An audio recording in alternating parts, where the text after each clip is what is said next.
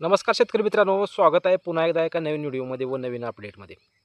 राज्य शासनाने यावेळेस अ, अतिवृष्टी अनुदान असो, विमा असो, धान बोनस असो, जो प्रलंबित उर्वरित राहिलेल्या शेतकऱ्यांचा पीक विमा असो, हा सर्वच कालच्या पावसाळी अधिवेशनामध्ये पुरवणी मागणीद्वारे निधीला मंजुरी दिली आणि अखेर जितके आजपर्यंतचे 2023 असो, 24 असो, 25 असो, 25चा पहिला हप्ता अग्रिमचा विमा कंपनीला सुपूर्द केलेला आहे. या सर्वांचेच पैसे अखेर राज्य शासनानं मंजूर केले आहेत. कारण धानाच्या बोनसचे पैसे लोकांचे अडकलेले होते. अतिवृष्टी अनुदानांचे पैसे अडकलेले होते. उर्वरित पीक विम्याचे अडकलेले होते. 2022चा असो, 2023चा असो, 24चा असो. आणि त्याचबरोबर सर्वात मोठी जो कित्येक दिवसापासून अडकलेला जो अतिवृष्टीचं अनुदान शेतकऱ्यांचं खूप दिवसापासून अडकलेलं होतं. परंतु तेही कधी येईल अशी अपेक्षा शेतकऱ्याकडून होती. परंतु अखेर राज्य शासनानं आपल्या अधिवेशनामध्ये सर्वच जेवढे प्रलंबित अतिवृष्टीचे अनुदान असो, पीक विमा असो, धानाचं बोनस असो, धानाची चुकारे असो, या सर्वच गोष्टीला मंजुरी दिलेली आहे. त्यामुळं आता त्यांनी पीक विम्यासाठी 15 दिवसाची वाट पाहावी असं सांगण्यात आलेलं आहे. आता त्याचे पैसे काय 30 तारखेपर्यंत येऊन जातील. परंतु जे अतिवृष्टीधारकाचे जे पैसे प्रलंबित होते, वाटप करणार असं जाहीर केलं होतं. अखेर त्याचा मार्ग मोकळा झालेला आहे. राज्य शासनामार्फत निधी मंजूरही झालेला आहे आणि तो निधी सुपूर्द करण्याची प्रक्रियाही झालेली आहे. कारण आता जे आजच्या व्हिडिओमध्ये जे आपण अपडेट घेणार आहोत, ते असे 3 जिल्हे आहेत, की त्यांचे आता बँकेत शेतकऱ्यांच्या खात्यावर पैसे येण्याचा मार्ग मोकळा झाला आहे आणि लवकरात लवकर त्यांच्या खात्यावर आता हे पैसे मिळून जाणार आहेत. आता त्यात कोणते जिल्हे आहेत अतिवृष्टीधारक आणि कधीचे पैसे आहेत याची संपूर्ण माहिती आपण आता या व्हिडिओमध्ये देणार आहोत व या अपडेटमध्ये देणार आहोत. चॅनलवर जर तुम्ही नवीन असाल तर चॅनलला लाईक आणि सबस्क्राईब करायला विसरू नका.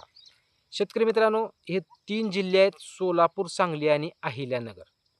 या 3 जिल्ह्यामध्ये अतिवृष्टीनं खूप नुकसान झालं होतं. जुलै 2024 जुलैपासून ऑक्टोबरपर्यंत या काळामध्ये अतिवृष्टी असो, गारपीट असो, असे या पिरियडमध्ये भरपूर फळ पिकाचा असो, रब्बी पिकाचा असो, नुकसान झालेलं होतं.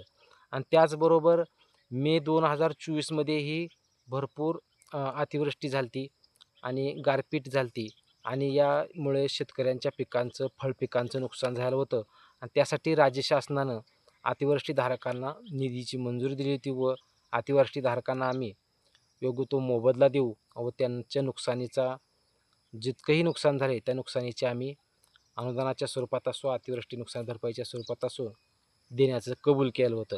अखेर राज्य शासनाने त्यासाठी निधीची मंजुरी दिलेली आहे. इतर ज्याही जिल्ह्यामध्ये झालेलं अतिवृष्टी होती, त्या सर्व जिल्ह्याची निधीला मंजुरी दिलेली आहे. परंतु आता ह्या 3 जिल्ह्याचे पैसे तात्काळ शेतकऱ्यांच्या खात्यावर वर्ग होणार आहेत. ते 3 जिल्हे कोणते आहेत? तर सोलापूर, सांगली आणि अहिल्यानगर.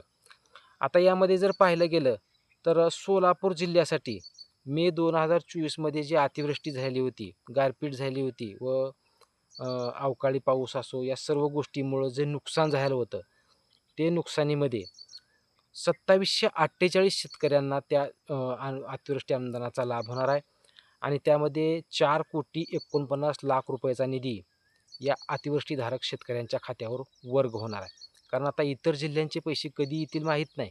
जाहीर केलं आहे. परंतु जसे जसे अपडेट येतील तसे अपडेट आपण चॅनलवरून देणार आहोत. कारण आता शेतकऱ्यांच्या खात्यावर थेट पैसे जाण्याचा मार्ग मोकळा झालेला आहे. त्याच्यामध्ये सोलापूर जिल्हा 2748 शेतकरी, 2,748 शेतकऱ्यांना 4,49,00,000 रुपये मंजूर झालेले आहेत आणि तात्काळ त्या सोलापूर जिल्ह्यातील शेतकऱ्यांना या निधीचं वाटप त्यांच्या खात्यावर होऊन जाणार आहे. दुसरा जिल्हा आहे सांगली जिल्हा. शेतकरी संख्या आहे 18,336. बघा किती डिफरन्स आहे. 18,336 शेतकरी आहेत सांगली जिल्ह्यामध्ये आणि त्यांना भरपाई आली आहे 6,29,00,000 रुपये. म्हणजे 2,748 शेतकऱ्यांना सोलापूर जिल्ह्यातील 4,49,00,000 रुपये आलेत. फक्त 2700च आहेत आणि इथं 18,336 शेतकऱ्यांना 6,29,058 6,29,29,058 58,000 निधी मंजूर झाला आहे सांगली जिल्ह्यातील शेतकऱ्यांना. शेतकरी संख्या 18,336. मिळणारी रक्कम आहे 6,29,58,000 रुपये. या 2 जिल्ह्याच्या अपडेट आपण आता दिल्या. अहिल्यानगरमध्ये शेतकरी संख्या 1551 फक्त. अहिल्यानगरमध्ये 1551 शेतकऱ्यांना 2,05,00,000 रुपयाचं वाटप होऊन जाणार आहे. कारण आता या 3 जिल्ह्याची अपडेट का आली, तर आता ह्या 3 जिल्ह्याचे पैसे आता अगोदर पडतील अशी अपडेट आहे. कारण इतर जिल्ह्याच्या अजून अपडेट जरी आलेल्या नसल्या तरी आता ह्या 3 जिल्ह्याचे पैशाला मंजुरी मिळाली आणि तो निधी वर्ग भरण्याची प्रक्रियाही चालू झाली आहे.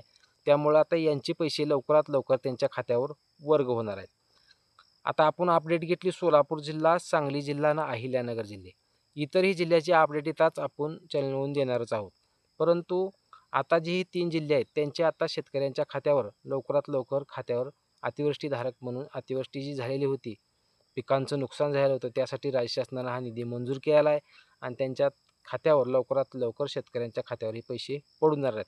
शेतकरी संख्या आणि परत जिल्ह्यांची यादी परत वाचतो.